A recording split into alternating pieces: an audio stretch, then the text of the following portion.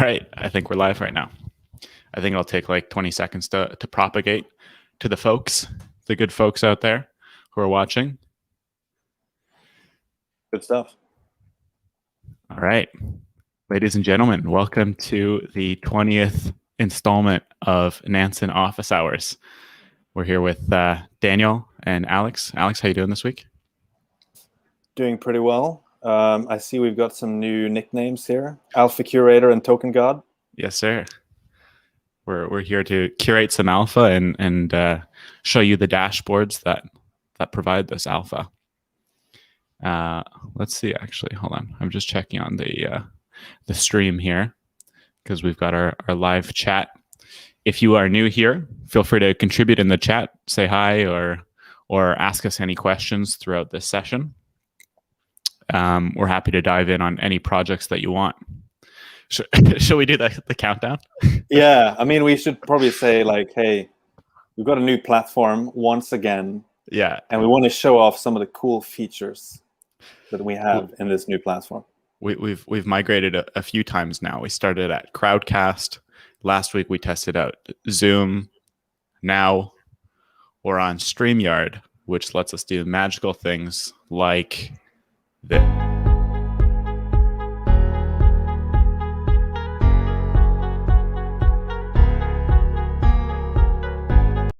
All right, we won't come back. We won't go through the full 30 seconds. But wow. Special effects. Yeah, in the future we can play in a jingle there. If anyone has a jingle that they want to contribute, I actually think we could incentivize it. If you want one free month of Nansen Standard, contribute a jingle. Each week, the winning jingle will get a month of Nansen Standard. I'll go first. Nansen, you ape into shit. So you said each week. So does that mean we're gonna have a new jingle every week? I hope so. If that'd be pretty cool. Yeah. If the people are creative enough. Otherwise, we can have kind of a default fallback. But it would be awesome if we could have like a crowdsourced jingle competition here. Yeah. Yeah, I like it. It's also pretty easy to integrate into the platform, right? You can just plug them into your new special alpha curation platform. Exactly. That's pretty cool. Like I got to say, your video looks especially high res today. Thank you. High res, high alpha. It's been, again, a journey in getting this all set up. This is the studio. Yeah. Well, also just my apartment, but yeah. I like it. So do we have people in the chat? Are we actually live? We've confirmed that. Yeah, we're just shooting the shit, you and I. Okay. No, yeah, we do have people. I think there's around. Actually, it's hard to tell. How many million? How many million people do we have? 15 people live right now. Okay. But I think people usually stream in. I think last time we were around 30 to 40. My goal this quarter is let's see if we can get one office hours with like 200 people.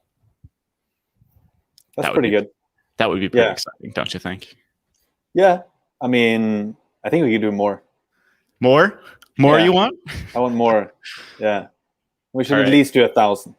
1,000 live. I mean, if we get 1,000 live, that'd be pretty exciting. You better be doing something exciting.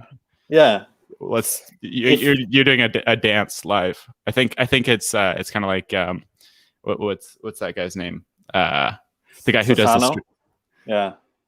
No. I'm blanking on the name. But anyways, yeah. I think we can attempt it.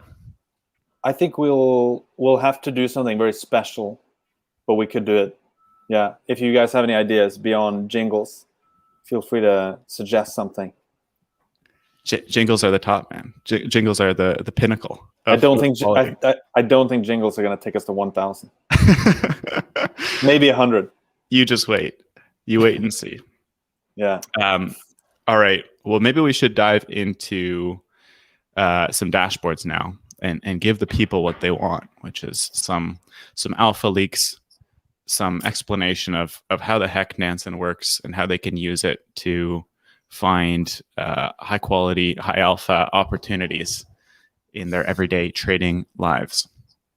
Do you want to screen share? Yeah, let's do it. I've not actually tried screen sharing on this platform ever before, so this will be an adventure. I'm sharing my entire screen. Okay, add to stream. Boom. Am I live? Boom. You are live. Already. Does it look high res? It's definitely higher res than we've ever had before. That's good. And now the question is, does it look high alpha? I guess we'll find out. That's on you to bring, sir. Oh yeah, that's all on me. Okay, cool. So let's start with the usual suspect, hot contracts. Maybe some of you noticed something different about hot contracts this lovely evening or morning, wherever you are in the world. We have migrated hot contracts to Nansen V2. And that's why it looks so sleek. You still have all the lovely alpha that you are used to, but now in a better skin. And so you can still click on these lovely columns to show outflows out of smart contracts or inflows into them. We also have a nice link to the wallet profiler directly now. So, for example, if I look at some of these, let me see if I click around, maybe this one, Blockchain Adventures Guild. If I click this, boom, it does not open in the same tab. It opens a new tab. Amazing. Huge. Technology these days, right? And of course, the sad part is that when you see the wallet profiler, it has the old skin, but it's being migrated. So it's going to be really good. The team is working on migrating the wallet profiler dashboard, and this is going to be a lot better in the new version. But you have to start somewhere. And so should we dive down this one, like go down this rabbit hole already, or should we poke around on hot contracts a bit more? Before we dive into BAG, I think maybe you can explain what the colors mean here, because even I had a hard time understanding that. Right, it wasn't immediately intuitive. Yeah. So by the way, like if anything's confusing or something you don't like about the new skin, like definitely let us know in Discord. There was some confusion about the coloring here, and we also discussed this quite a bit in the product team. So maybe the confusing part is like, why are some blue and some are red and green? So the logic here is that any column that has both negative and positive values, like this one, this one has minus 49 million here, but it has plus 3 million here. Those will have two different colors, green when it's positive and red when it's negative. But some columns only have positive values, and those columns will have a blue color. So if you look at this one, depositors 7 days, this one only has blue values. And if you flip it around, you go down to like 10 depositors on these guys, and it's still blue. So that's the logic. I think maybe it's a little bit confusing because you would maybe expect the inflow 7 days to also be like red and green. But because we're only looking at 7-day-old contracts, by definition, you can't have negative flow. You can't have negative flow over a 7-day period if the contracts only existed 7 days, right? So that's why this one is also blue. But maybe we should hard code it to be green so there's less confusion. Is that clear, Daniel? Ish. I mean, I think it's in the right direction. Like I think it's a cool thing. It's not immediately intuitive, or it takes a little while to process it or understand visually what you're looking at. Maybe, I mean, honestly, I think the easy fix here is to just get rid of the blue and just have, whenever it's positive, it's green. And that's it. Yeah, I think that's what I would think. Yeah. All right. Maybe our product designer, Mayank, is on the line, and he'll pick that up. Let's see. Okay. So we were looking at inflow one day. I think there was one that stuck out here with outflow, actually. Blockchain Adventures Guild, or BAG, as you casually refer to it. Should we look at that? Or there's also a few other ones here. Integral Pair. There's some inflow. Stacker Ventures, ETH Active Yield Fund, CyberFi. Yeah, before we dive in, maybe it's actually just helpful to re-describe why looking at this dashboard is helpful and what kind of opportunities you can find on it. So I would say high level, there's 3 main things you can find on this dashboard. One is new token sales. so when you see a bunch of people aping into a token, a new project, so Faye, we saw it on here, Alluvium. When people are aping into a new token sale, you can find it here. The second one would be staking contracts. So, for example, like this Stacker Ventures ETH Active Yield Fund or CyberFi staking, those are staking contracts that you can go into. And then the third one is liquidity pools. And so you'll see a lot of like liquidity pools that people are going into, and it's not necessarily a signal that you should also provide liquidity there, but at the very least, it gives you a heads up that there's something happening with that token. So, for example, this TCAP ETH pair. I'm not really sure what TCAP is. This would be a reason for me to go look into that and see why are people staking here or providing liquidity here. And then the fourth kind of sleeper one is sometimes you will actually see NFT projects, NFT sales pop up here. So when you have a project like Hash Masks or Waifus or Bull Run Babes or one of these like open edition or large edition sales, you'll see a bunch of people going into that contract, and it could be a way for you to get in early-ish into those projects. Yeah, that's a really good summary. I think maybe we could classify all these things as like they fall under the discovery header, right? This is for like discovering new stuff that might not be on your radar already. Mm-hmm. So you're kind of waking up in the morning, where should I get some yields? Which tokens should I ape into, etc. This is like a place to start. You don't need to have any specific hypothesis before you go to the hot contracts dashboard. You can just open it up and see whatever's there. It's like reading the newspaper. Yeah. We had a question in the chat, which is what defines a hot contract? And I would say that the term hot is subjective. So at the end of the day, you figure out what is hot, and you decide like what are the opportunities that are actually interesting to you. Here we aggregate all contracts that are launched in the past week or X number of days, and you kind of apply your own filters on it. If you click through far enough to like page 10, you'll find some long tail things that aren't that interesting. But even there, you might find some gems that are just super early. So we help you kind of filter through all contracts that are launched in the past week. Yeah, exactly. And so that have launched in the last week and that have had inflow of capital. Yeah. Yeah. Over time, we can actually probably, as we kind of manually label these, we can probably try and categorize them a bit into that sort of framework that I mentioned earlier. Yeah. I don't know if that's the right framework or we should come up with a new, more holistic one. But it could be helpful to let people just select the opportunities by liquidity pools, token sales, staking pools, NFTs, something like that. Yeah, maybe we should mention as well that like we have a team that is actually like literally monitoring this stuff like 24/7 and goes out and hunts for like what the different contracts correspond to in terms of projects.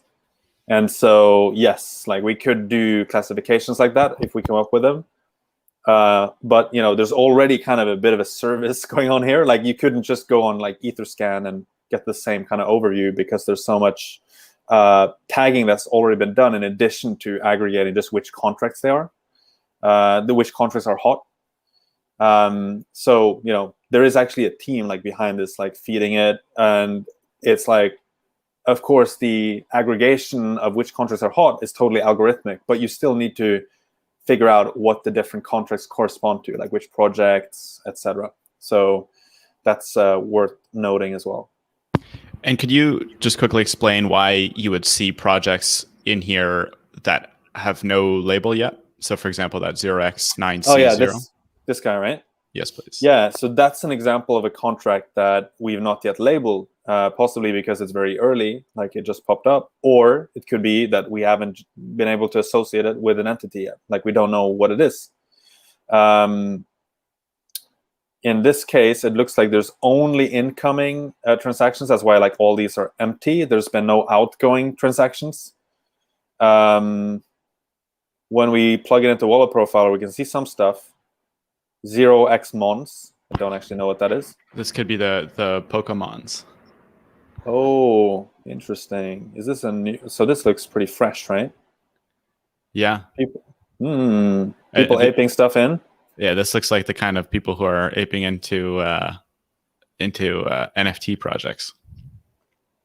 Indeed, that's what it looks like. So, 0xmons deployer. I mean, maybe it is 0xmons then. Maybe that's a variation on Pokemons. I haven't participated in that one. Yeah. Let's see if someone from our team is watching this. Maybe we'll start hunting for this behind the scenes. So 48 Ether been dunked in here. Interesting. Jordan Fish, I see. ETH volume. Oh, did I lose him? Where did you see him? Up here on this one? I'm not maybe sure. I would imagine like he would maybe ape in a decent amount of money. I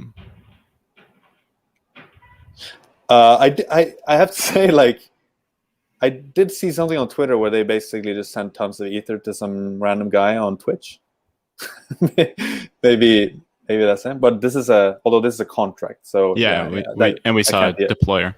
Wait, so when you're looking at this table right here, this is you're looking at wallets, or does this show all the labels? How does this work?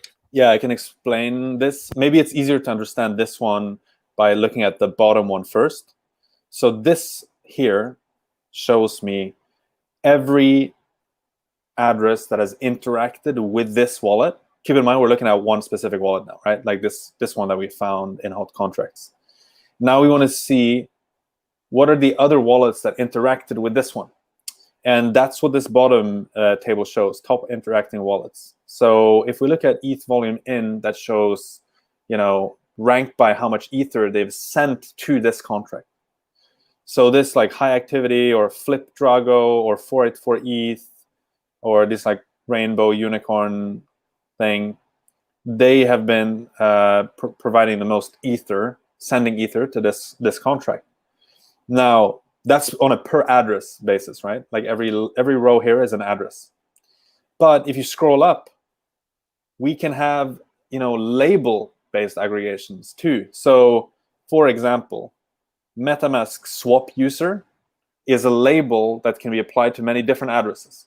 And so the one above here aggregates that, across the addresses and up to the label level.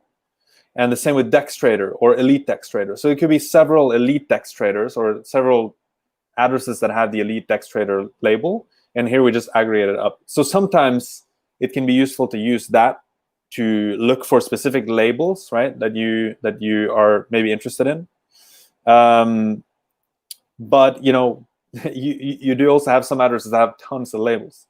So here you see like lots of different ENS names.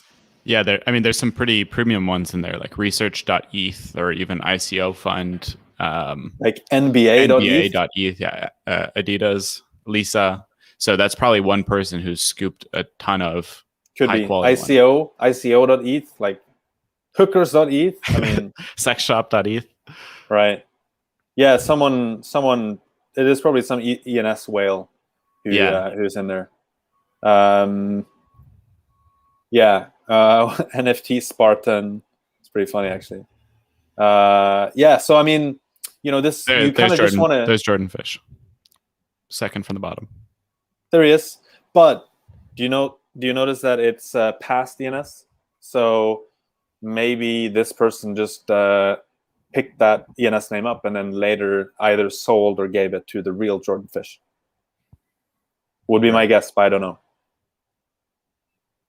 That's what the asterisk means. It means that this address no longer holds that ENS. It no longer has that name.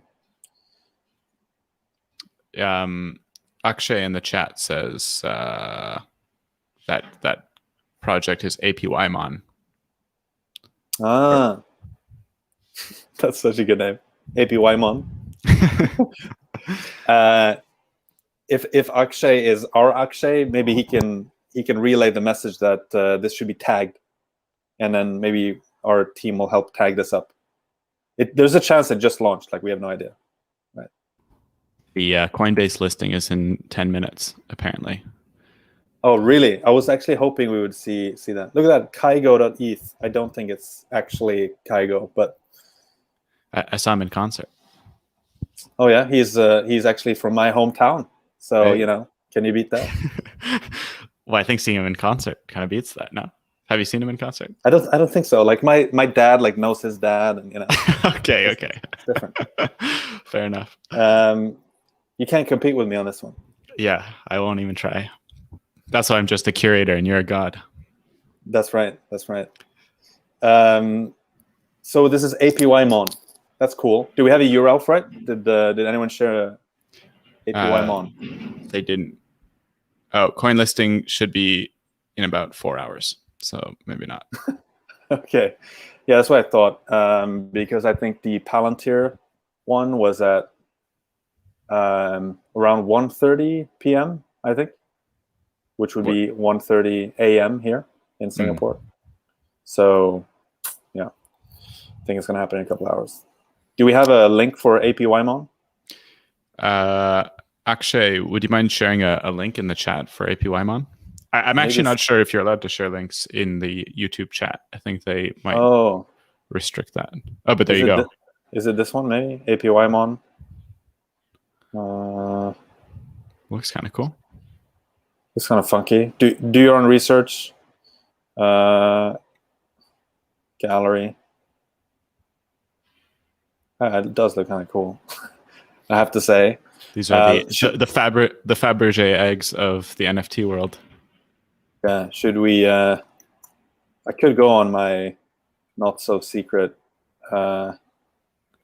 wallet and have a look. Ape in live. I don't think I'm going to ape into APYmon live. It would be kind of funny, but get wrecked live. Let's see.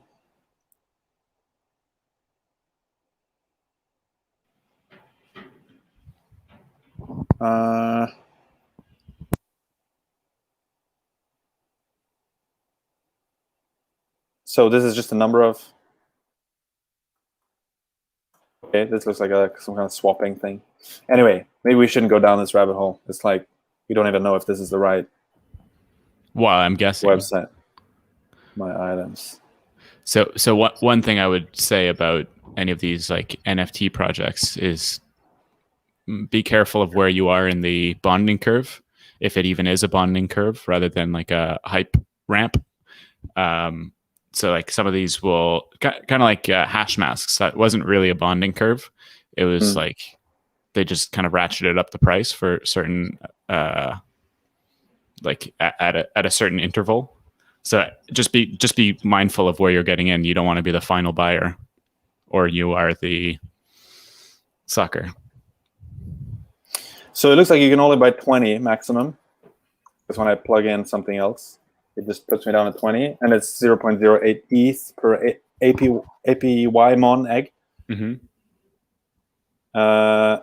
It's very tempting to ape in. This is what happens, right?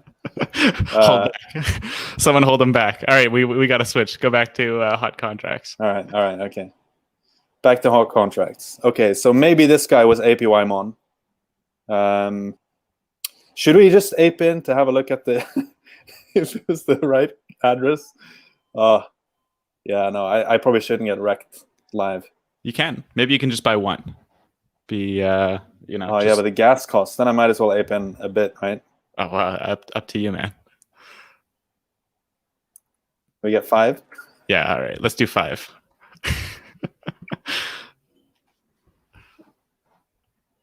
What's gas? Wow, gas fee $258. Jesus Christ! That's too much, man. You gotta optimize your contract. Yeah, that's not chill. Wait, why is your interface like this?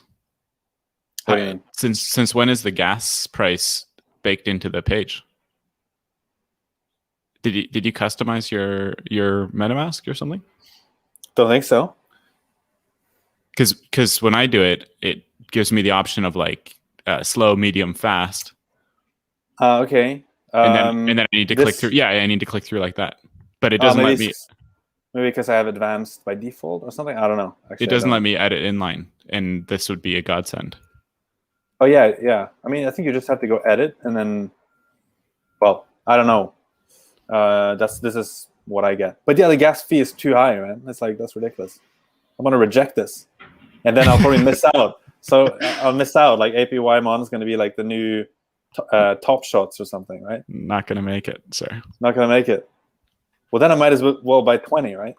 Well, okay. Anyway, let's go back. I think I shouldn't be doing this. This is this is a good psychology episode. It's like the mind of enter the mind of an ape.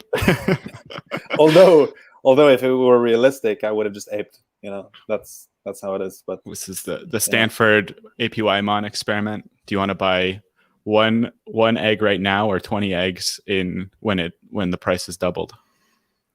Yeah, let's see. Next price, man, it's gonna double. Yeah, that's right.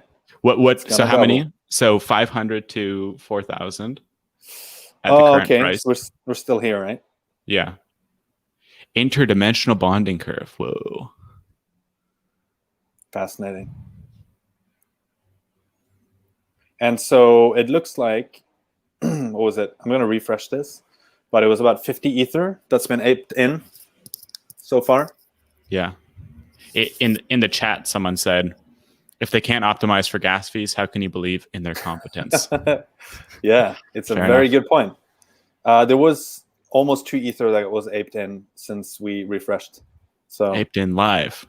Maybe in the future we should have that ETH value streamed, so it updates. Yeah, definitely. Like a webhook or whatever. Yeah, I will commit to us having that. Very good.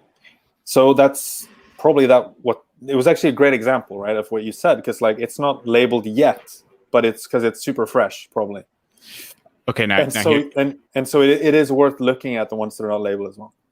Not to put you on blast here, but here's a data integrity question. Oh no, actually it is accurate. It's 50 ETH. So 100K is in. Yeah, I just wanted to point out as well, there is actually like 3 smart money addresses in there, which gives me a little bit more confidence on the aping. You know, if it's 0, not so sure. At least you have 3. Follow the smart money. Look at that. If you oh man, yeah, this really makes me want to ape.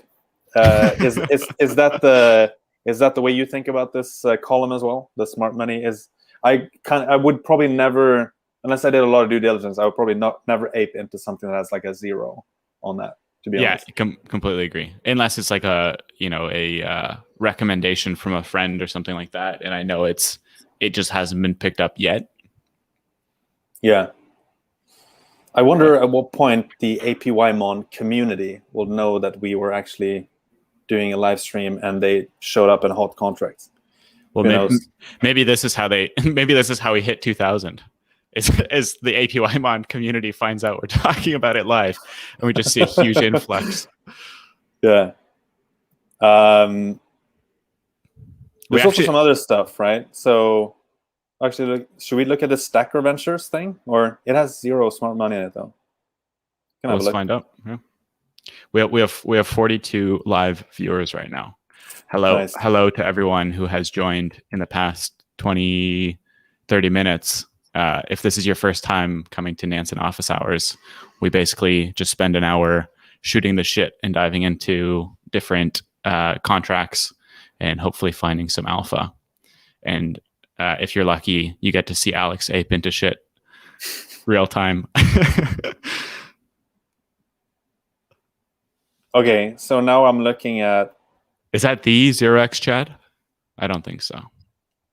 This is now I'm looking at Stacker Ventures at ETH Active Yield Fund. This one is a bit annoying because it uses wrapped ether, and sadly, wrapped ether is kind of non-standard with its data.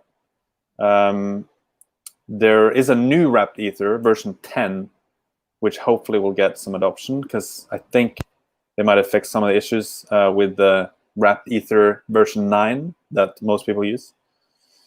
But you can at least see some of the ETH flowing in here. 572 ether, 430 ether. So it seems like there are like two big wallets, or two wallets that put in a lot of ether into this contract, and the rest are aping in much lower amounts.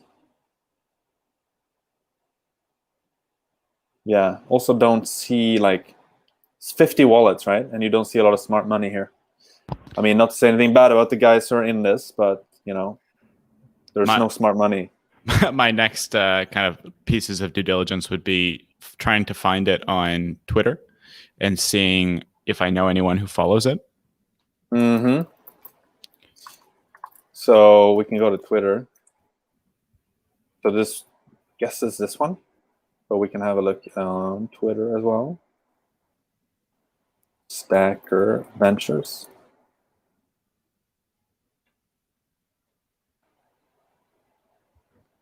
Oh, so that kind of makes sense why there would be a huge amount of deposits from a couple people. It's like the people seeding it. There's WBTC, there's Ether, and there's USDC. So maybe, sorry, just finding it here. Maybe we should have a look at tokens in as well. Or no, actually, because this, of course, this is the ETH active yield fund. My bad. So that's why this is only the Ether one. 42% APY. Approximate. 13 hours ago, this was announced, and already it is in. Wait, sorry. Let's see. It is here on top. Stacker Ventures. Yeah, it's pretty solid. Yeah, but yeah, again, smart money. I mean, I wouldn't. Yeah, I probably would not go into something like that without digging into like how they're getting their yield and like what. Yeah, exactly. What's being invested in. Yeah, so it's like, just because it says 0, it doesn't mean, you know, it could be a great opportunity, but you should probably then work a little bit harder to justify, you know, aping in. Mm-hmm. Who follows them on Twitter? I follow them on Twitter. You follow them on Twitter. Man, that's probably like a one that I saw pop up on the feed. Interesting. Wait, go back. Sorry, go back. Who was the other person? The Twitter. Yeah. Dev.eth. Nansen.ai lover. Oh, let's go. Let's go. Collector of rare ENS domains. That's kind of cool. Shout out to dev.eth. Who is that? Sometimes I ape too. Don't we all? Dev.eth, don't we all? Indeed. All right, let's keep digging into these hot contracts. What about this TCAP ETH pair? One quick detour we could make is checking out some of the recently reskinned dashboards like top depositors, top recipients, and ETH2 deposit contract. Yeah. So maybe should we go through like token god mode to see how you get to top depositors, or you want to go straight to top? Actually, we could try going straight to top depositors because I think it is a little bit nicer to interact with now. So first of all, like, it's more clear that you actually have to plug in some data if you just get here from nowhere. A lot of people got confused when they open this dashboard because you see, like, you know, there's something wrong with this dashboard or something, some error message. But of course, in order to show anything, you need to say which deposit address you want to look at and which token address do you want to look at. So should we look at perhaps some of these guys from, let's see if there's some, like this one, Tor Chain Router, USDT. Well, yeah, I guess we could do that one, but What were you gonna say? I don't know if it still holds it if it's a router. Oh yeah, that's true. That's true. But I mean, you still see the deposits though going into it. Fair. So this one we want to plug in token address, and we want to plug in 6 decimals because it's non-standard, and we want it to do. Where are you, Thorchain? This one. Boom. USDT token. Thorchain router. Token balance. Yeah, maybe. So you're right. Like it doesn't have a balance because it. Oh yeah, no, it does. 932,000, almost 1 million. Huh. A lot of this stuff with Xerix Larry is in it. Yeah, these ones though. Huh. Router contracts, I would say, aren't that interesting. I mean, it's hard to get any clear signal unless you're just seeing like where they're like who's sending across the Thorchain bridge, maybe. Yeah. Yeah, I agree. Maybe not the best example. Maybe we can link into that CyberFi one. Okay, let's see. CyberFi. Oh yeah, the CFI token. Okay. Let's have a look. So maybe we can do that one, and then we want to do the CFI token. So let's see. It's this. This should be the token here. And that should be, I think, a normal kind of 18 decimal one. So do this and do that.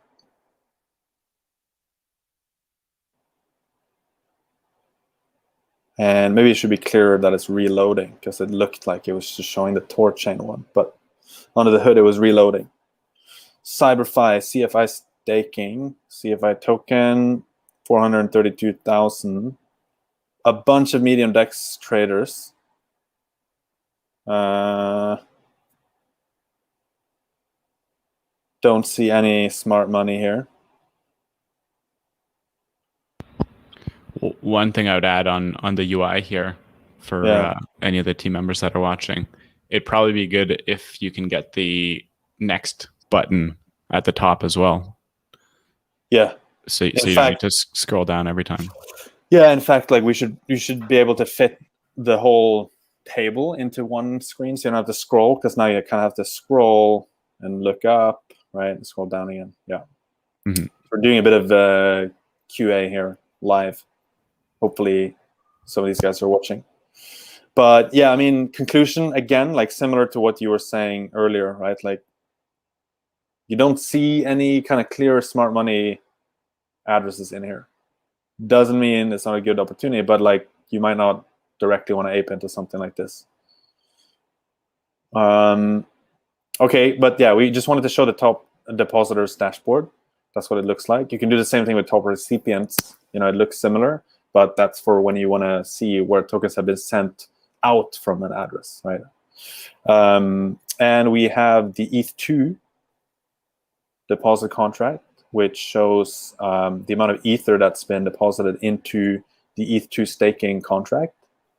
And look at that. Lido has climbed up. Full disclosure, I am a Lido DAO member. I actually looked at the at your public wallet there. Oh yeah. There's an absurd amount. I hadn't seen the amount in there before, but yeah, DAOs are good business. You have to be, you know, the token god needs his tokens. Something like that. Yeah. So there's actually the ETH2 deposit contract. You know, you can see the top depositors into that, but you can also see like the overview of how much Ether has gone in, and it's pretty cool. Like it's almost at 4 million Ether. I think the total supply of Ether is something like 110, 112 Ether in circulation. 112 million Ether. So that's quite impressive. And this has produced like 120,000, almost 120,000 unique validators for ETH2, right? Because you deposit in order to run validators on ETH2, on the beacon chain. And it comes from more than 6,000 unique depositors. You can also see down here the depositors in like aggregated to the entity level. And so Kraken, for example, they have the biggest ETH2 depositing wallet, but they actually have several wallets. You see one of the other ones down here.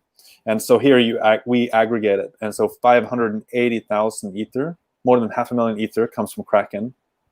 Stake.us, Binance actually as well. You don't see Binance here because they have many different wallets. And then you see, so Lido as an entity is like the fourth biggest entity depositing that we have been able to identify. Nice. We got a couple questions in the chat here.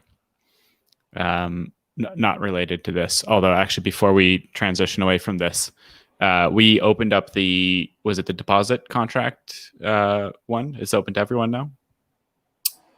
Yeah, that's right. Lido is as well, I think, right? Yeah, actually, yeah, that's right. Both of these two, so the ETH2 deposit contract and also the Lido contract, both of these are open to anyone. You don't even need to have a Nansen account.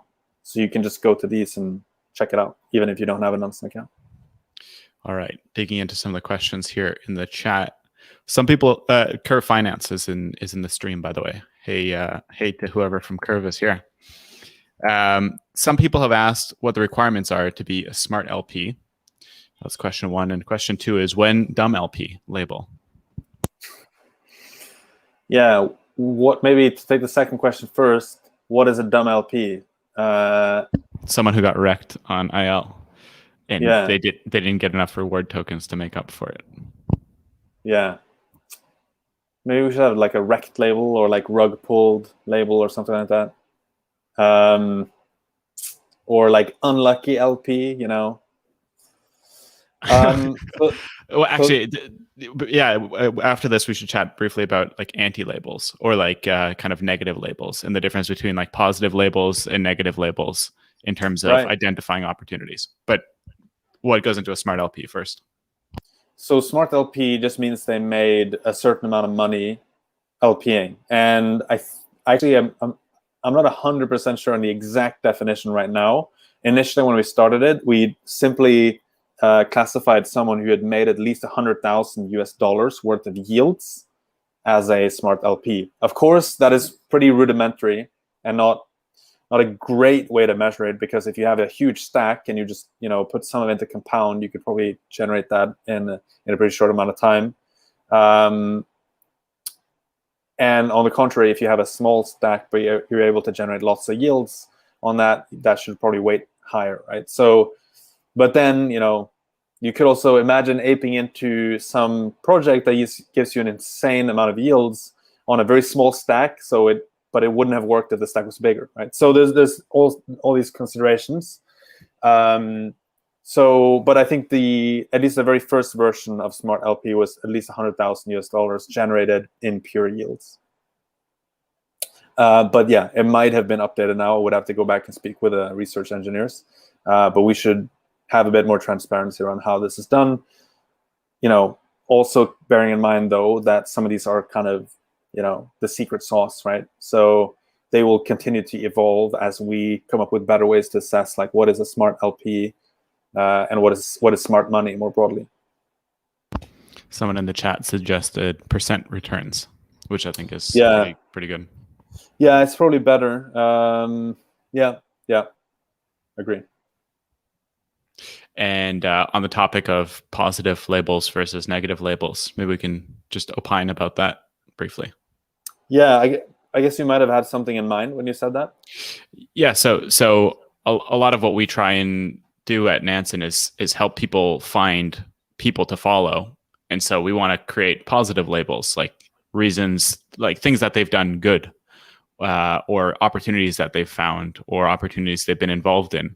And that would signal that they're worth following. I would say a negative label is people you want to avoid. And so as we come up with heuristics, we've prioritized positive heuristics, helping people find who to follow and not who to avoid. Over time, we can do more negative labels or anti-labels, or tell people to like stay away from this address or ignore them because they're a dumb LP or something like that. But for now, it's easier to, or like it's kind of more straightforward to start with. These are the people you should follow. This is kind of the sea of other wallets. Yeah. This also contrasts a bit with the more famous blockchain analytics firms that exist that focus more on like illicit use of cryptocurrencies, right? And that's another form of negative labeling, right? If you try to label, you know, people that are, let's say, under U.S. sanctions, or people that we know engage in money laundering or that have stolen funds and so on. That's kind of a different use case where you do on-chain analytics. But yeah, our customer base primarily is focused on trading and investing, so they want to know what are the addresses, as Daniel said, worth following, that you can actually learn something from. And so I would say every smart money wallet that exists in Nansen is kind of like a case study on its own. Like if you want to understand, hey, how can I level up my game? You can actually do wallet profiler on some of these smart money wallets because they do a lot of smart things. And as such, they're really good learning opportunities. Agreed. There's a question which is, how often are labels updated? Every hour, we run our labeling heuristics. Some of them run every day. And the stats on that is basically about 150,000 new addresses get tagged up every day from the heuristics. And then, of course, there's a lot of manual labeling that takes place as well. But for a wallet that's already been labeled, for example, a smart LP, are we taking into account its history and like what if it was a smart LP and then turned into a dumb LP? Yeah, or could happen. That could happen, and that would happen on a daily basis for the smart LP stuff. And we would take away their smart LP label? That's right. Got it. Yeah, you gotta stay on top of things.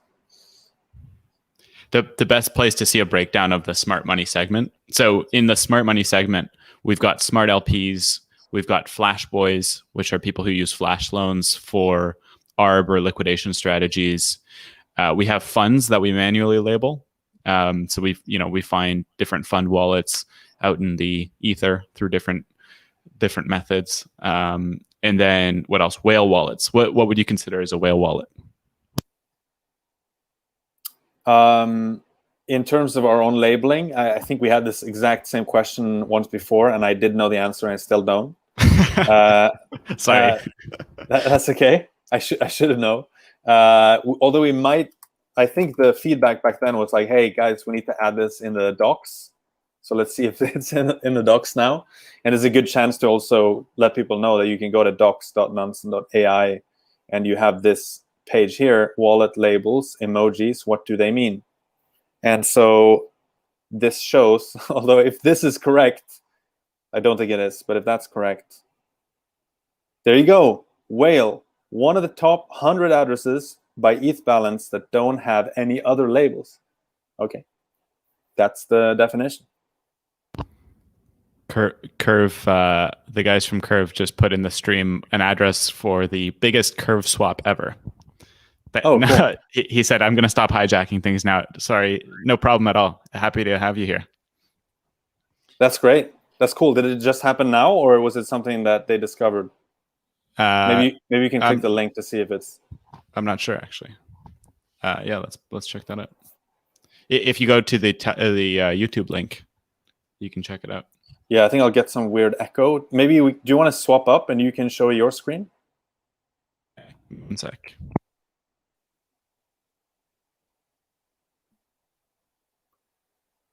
I just need to change up the microphone setup. I was enjoying holding the mic. I feel like it's like a show or something like that. I guess it is a show. Yeah. All right, hold up.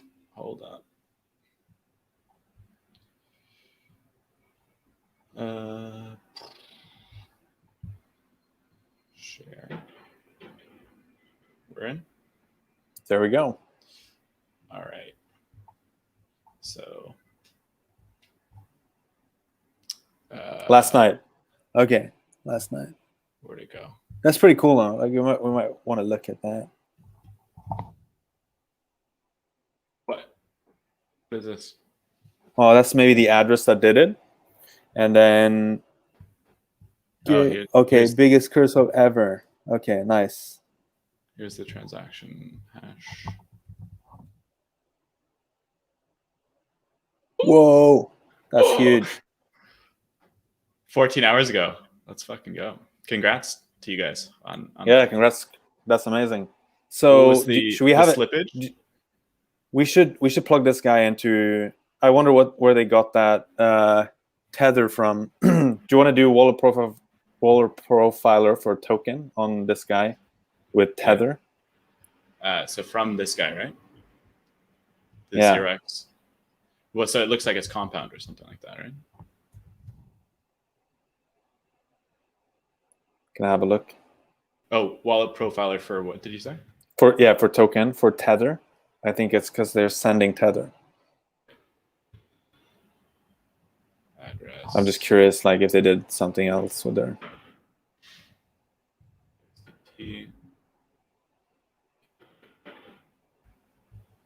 Yeah, that's a heavy DEX trader, no doubt.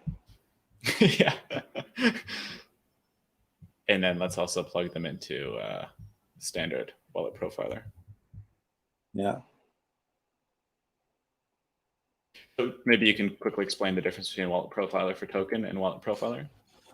Yeah. Okay. That was like the only. They got them from somewhere though. Interesting. Huh. Yeah, they just received them from a wallet like half an hour before, like 40 minutes before. From FTX. From FTX. Okay. I wonder who that might be. Well. So from. Yeah, from the FTX exchange. So it could be like anyone who has an account on FTX withdrawing 192 mil. Maybe it's FTX themselves or like Alameda or something. Yeah, it could be. So wallet profile. So it could be interesting to track where it actually went. So from USDT to USDC, right? So maybe you could just swap the wallet profiler to USDC, right? Because I guess that's what they received. Let's also check out this one and see if there's any connections, although it's like very limited transactions. It looks like a pretty fresh wallet. Oh yeah, because they got a ton of Ether as well. The wallet profiler for that unlabeled address and see if there's any like deposit contracts that are mutual. And so you were saying for this one, swap to USDC? Yeah, USDC, yeah. Because I think that's what they received, right? Which I think they maybe plugged into Compound or something, but let's see.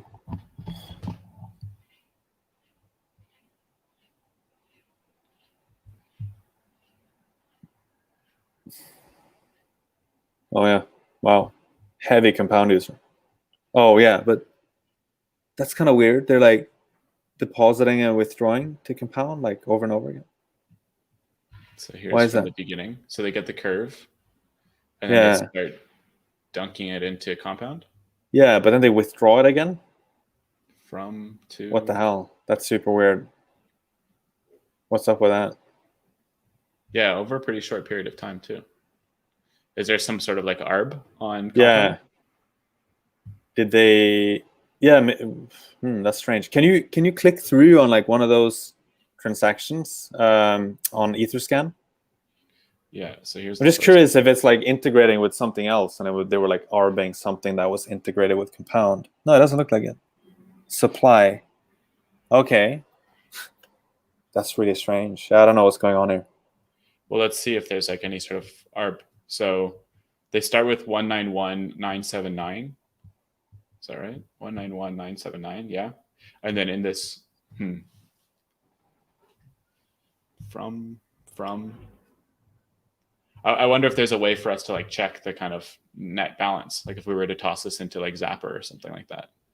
Mm-hmm. Let's take this. That's really weird, though. It looks like kind of like It's like wash trading or like wash liquidity providing or something like that. That's weird. Maybe the Curve guys, did you want to just check the the YouTube again to see if they are like commenting on it? What does that mean, Curve? Compound loop strategy. Maybe that's why. Yeah. What does that mean? Well, I guess it's like a way to get leverage, right? Where you're basically depositing USDC, then borrowing something else, then depositing more USDC. But it looked like they were, yeah, I mean, maybe I'm reading this wrong, but it looked like they were actually withdrawing and then just depositing again. Oh, yeah, okay. No. I think you're right, because this you can do that with the same asset, right? It's a bit hard to have the dialogue with, since there's like a 20-second delay with the YouTube channel, but like I think, yeah, you can actually borrow the same asset. Right. So you lever up pretty aggressively. Yeah, you supply and borrow. So that's probably what they were doing. It's the compound loop strategy. I think that's accurate. Yeah. Thank you, Curve. Cool. Good to have the Curve guys in the chat. To get it means you supply and borrow to get leverage to farm comp. Yes, you supply USDC, you borrow USDC, and repeat, etc., etc. Yeah. So that's what they were doing. They got that huge amount of tether from FTX. They swap it to USDC on Curve with ultra low slippage, and then they do this compound loop strategy on Compound. So 142. So if this is to be believed, they've like levered up how much? So 142. Like, does this mean, so they put in 191, then they put in 142 again? Yeah. Then they put in 107. So what are they at? So 149, 450. Yeah, because probably the threshold is 75%, right? And so 149 out of 192 is like 73.5%. So they're like really pushing it with. Let me just check what the threshold is on USDC.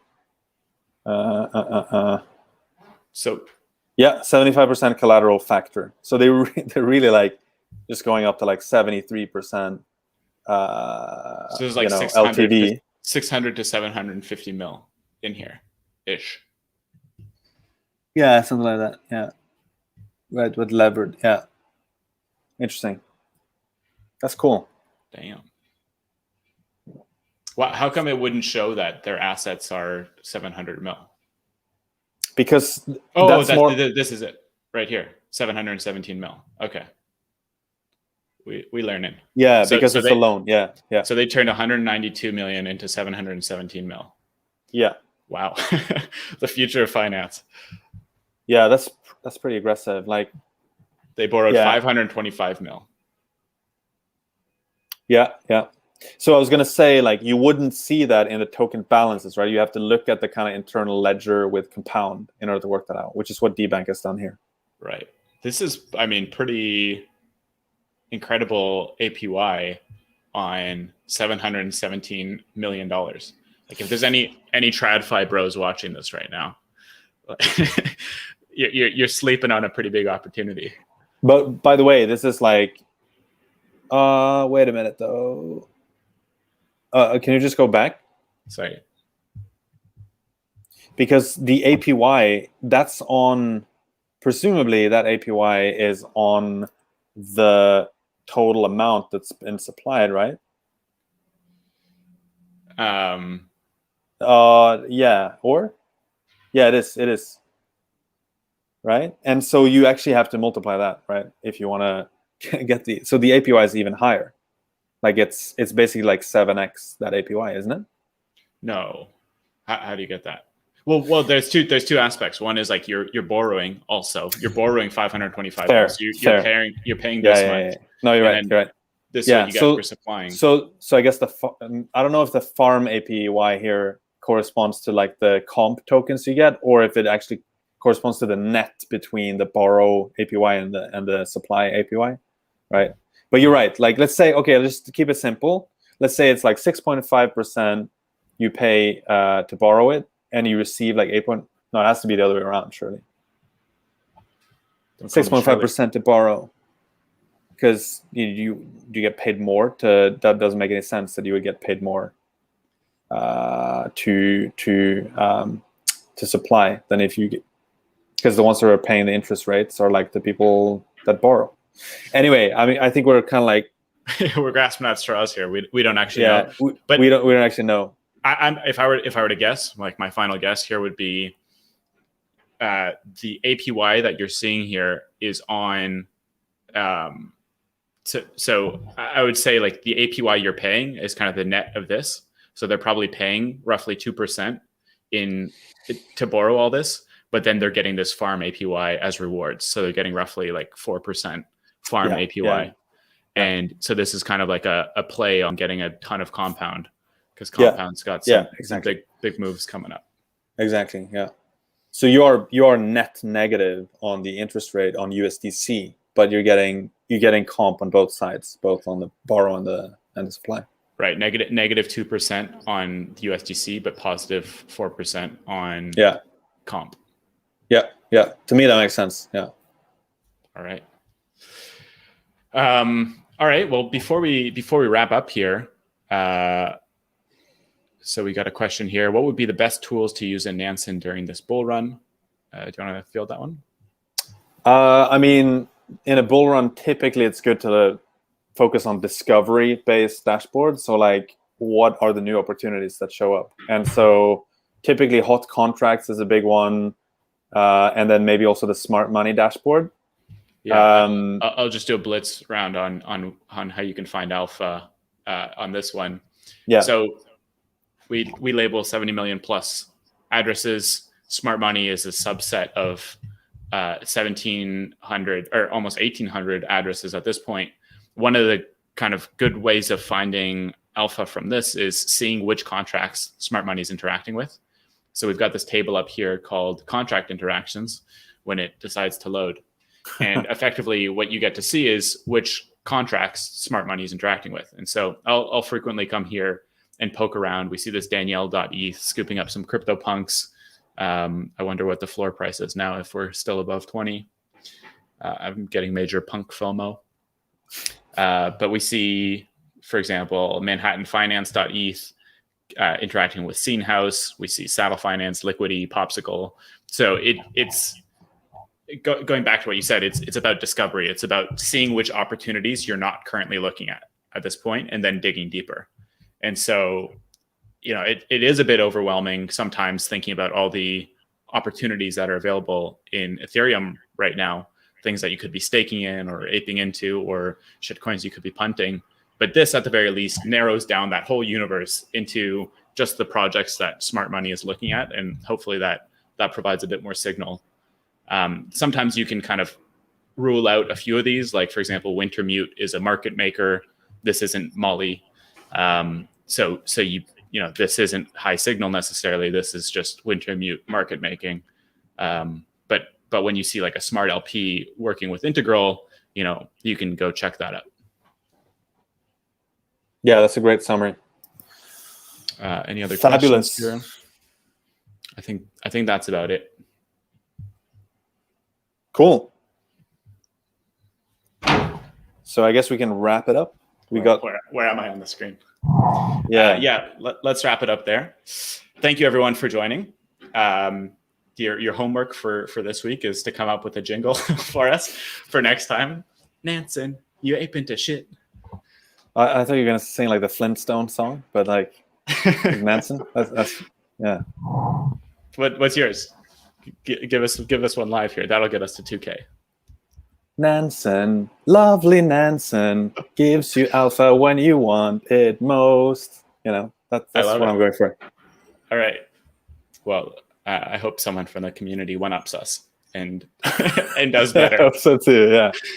All right, everyone. Thank you so much for joining, and we'll catch you either on Twitter or on Discord or next Wednesday at the same time at the Nansen office hours.